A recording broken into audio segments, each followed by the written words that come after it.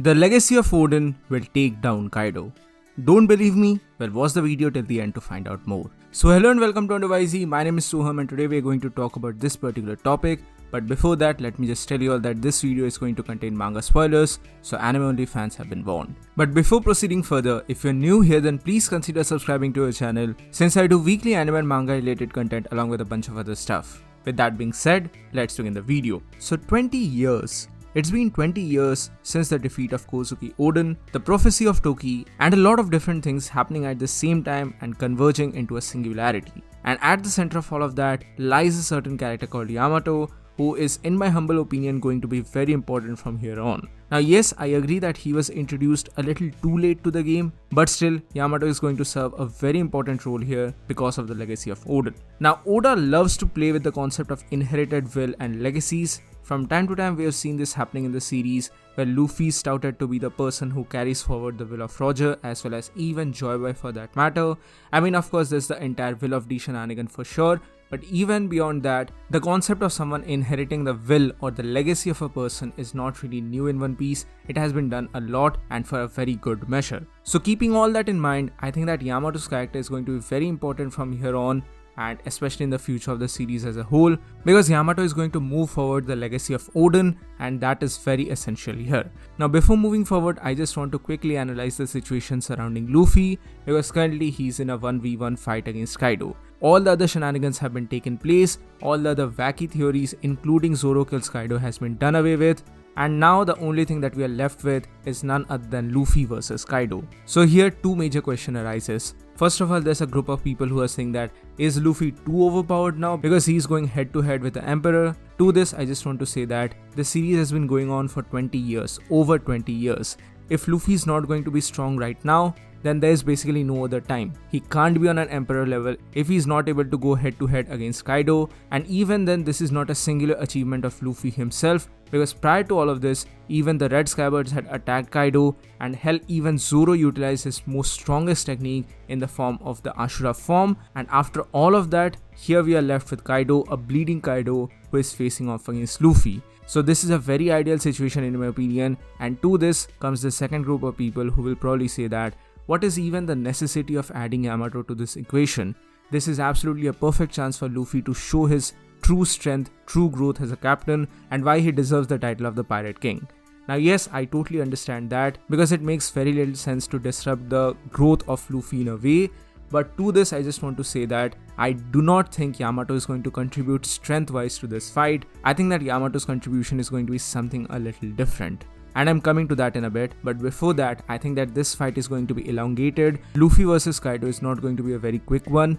There is definitely bound to be more shenanigans involved in the way. Maybe a new technique will be utilized by Luffy here. I can't really say if there's going to be a new gear technique or not, but this fight is definitely going to be elongated a bit because Yamato is trying to reach to the rooftop, and as a result of it, he's going to face some other shenanigans in the way, and because of that, Luffy versus Kaido is going to get ample time. And once Yamato reaches the top of the roof, I think something different is going to happen, and that is not in relation to the strength.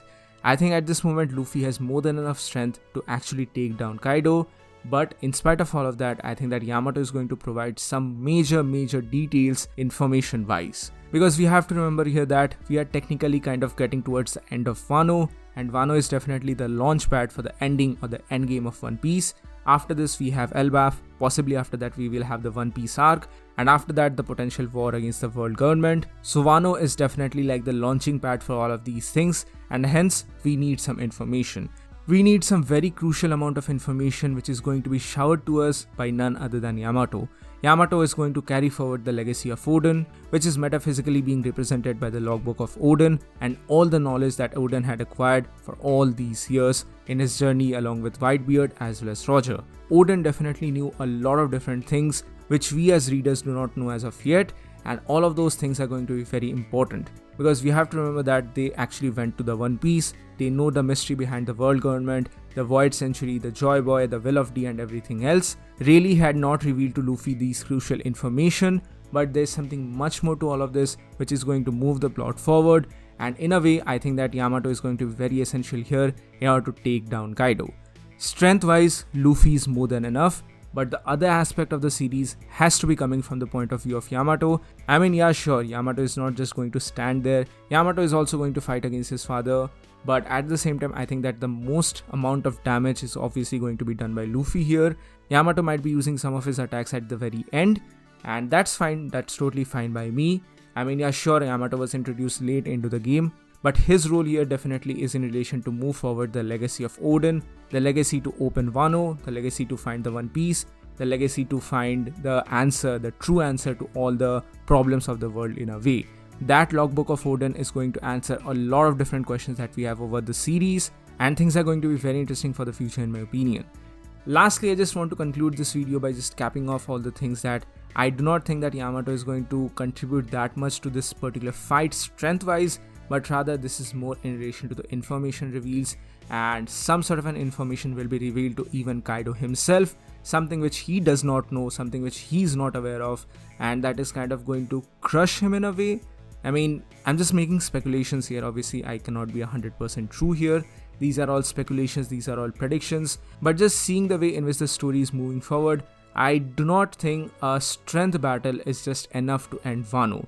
There's a lot more things which are at stake here currently. Of course, Kaido needs to be defeated, but not just strength wise, but Kaido also needs to be beaten mentally, because that has always been a part of his, entire scheme to mentally break down his opponent. So that kind of a tactic has to be applied upon him as well.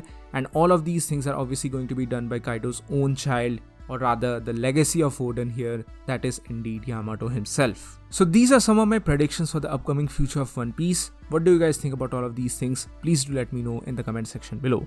So that's it for today guys, thank you so much for watching. Please give this video a thumbs up if you like it, share it with your friends and subscribe to our channel for more. Also, please do join the channel membership for some very cool perks and features. With that being said, this is WonderYZ and I'll see you soon on the next one.